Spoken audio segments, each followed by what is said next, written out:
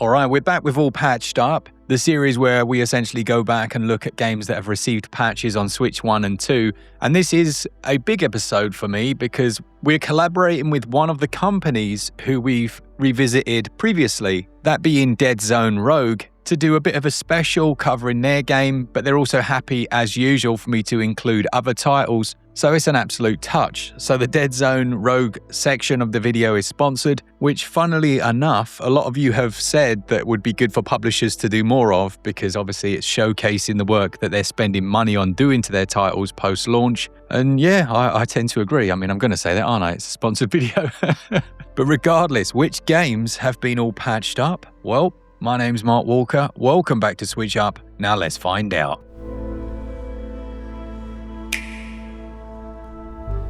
First things first, because I know what attention spans are like, there is currently the biggest sale that we've had so far on Deadzone Rogue. It's down 25% to £14.99 until the 7th of June. So you've got about 4 days until that ends. From the non-sponsored review, it's an easy recommendation. It scored very highly and is easily one of our best co-op shooters on Switch and just first-person shooter experiences in general. Now, when Deadzone Rogue first came out, we reviewed it on the channel and we were pretty impressed with the job that was done. Now, the game had a 40 FPS mode, so you had that halfway house between 30 and 60 that offers better performance across the board, and it definitely feels smoother. There were a few issues when it came to things like mouse mode. It was just a little bit hit and miss.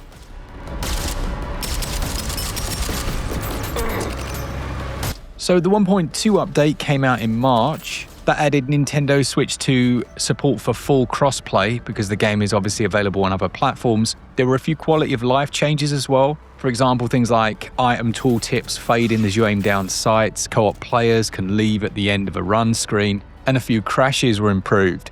Then we had version 1.3.0.0, which was late March, which I think caused a bit of an issue with crossplay for a short time, but that was brought back with 1.3 update. And then we had version 1.4 in April with a big focus on performance and stability. Things like crashes, particle issues, the force fields around doors. And now we have the latest patch, which literally dropped today, which is very, very convenient for this video. And it's version 1.4.02, which looks to address problems around mouse mode, which I mentioned earlier. And we haven't actually looked at the performance of either of these versions, so here is where we're at right now.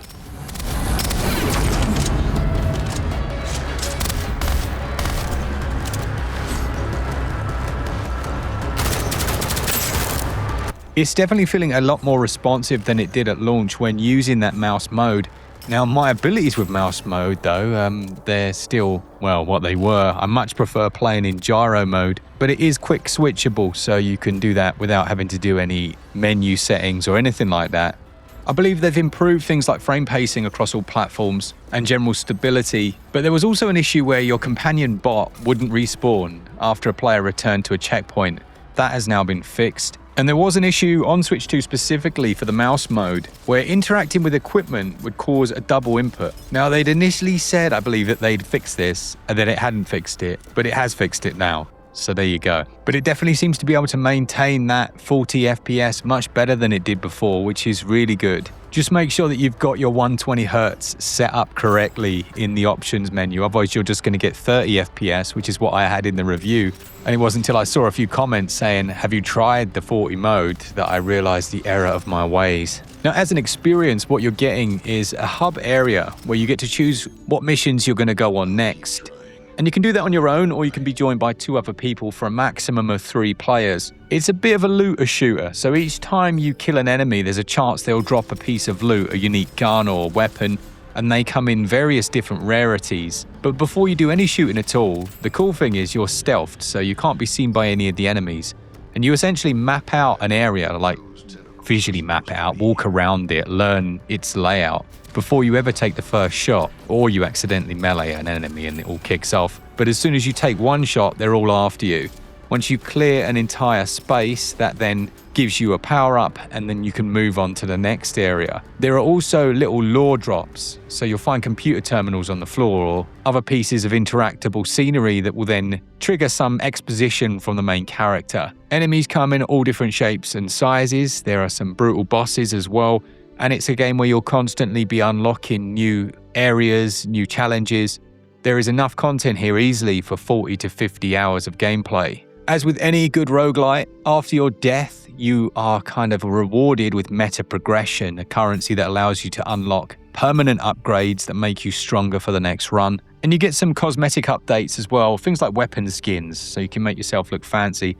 Crazily, I bought this game for both of my kids, so we've basically maxed out most of it, but my daughter 100%ed everything. I came in and she'd had every skin, every weapon unlock. I couldn't believe my eyes. It was ridiculous. She even spoilt the very end for me. She was like, oh, by the way, right at the end, you go down somewhere.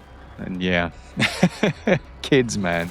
But as a game, as I say, Deadzone Rogue is currently on its cheapest ever discount, taking it down to £14.99 here in the UK. That's 25% off, and that goes on until June the 7th. If you're at all interested, go check out our full review, click the links in the description to go and wishlist it if you want to, and leave the devs a comment because it's very likely they'll be in the comment section, and let them know that SwitchUp was a good place to sponsor. So there we go. A thanks to Deadzone Rogue and the team over at Prophecy Games for sponsoring this episode.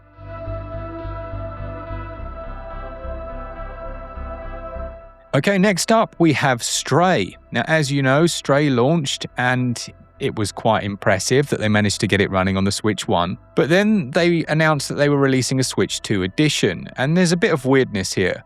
Now, firstly, the Switch 2 edition came out. I went to upgrade my Switch 1 version, and there was no upgrade path. Not only that, but the game was once again trying to charge me full price. After a little bit of banter on Twitter, the developers announced that yes, it was meant to be free, something had gone wrong, Nintendo, and it hadn't actually put the 100% discount the original owners should have received.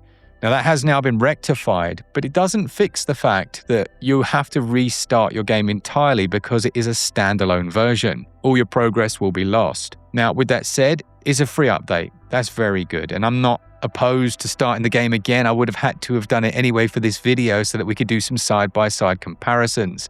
So here are those comparisons.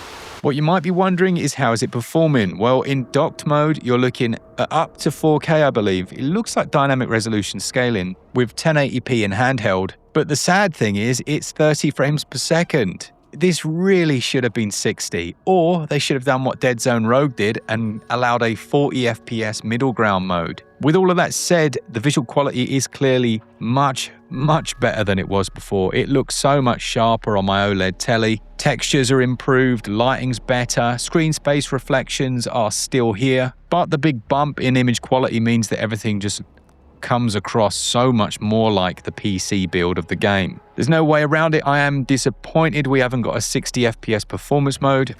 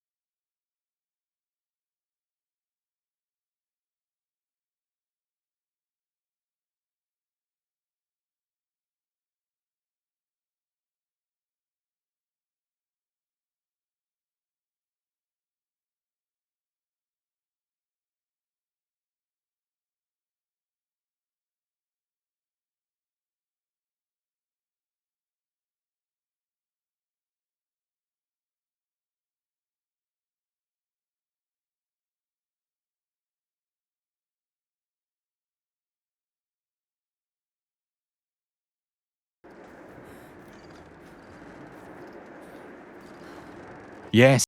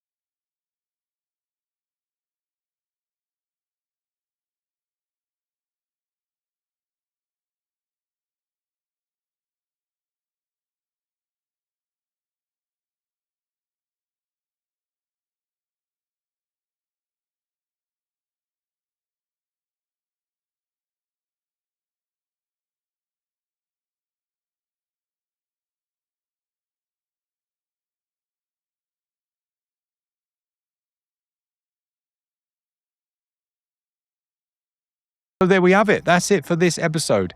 There are a bunch of other updates. Final Fantasy VII Rebirth had an update just after launch, so that'll be really interesting. I'll stick that in maybe next week. I think I've got enough for another episode already.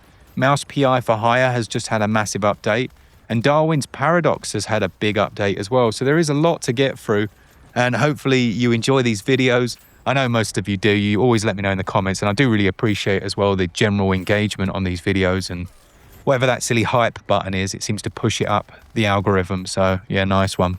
A thank you once again to Deadzone Rogue. The game's great. It's on sale. Easy recommendation. But they've sponsored this video. So yeah, you get more all patched up. Thank you to our Patreons, our members, and all of you that enjoy the content. For all things Switch, all the time, keep it Switch up. Cheers, guys. See ya!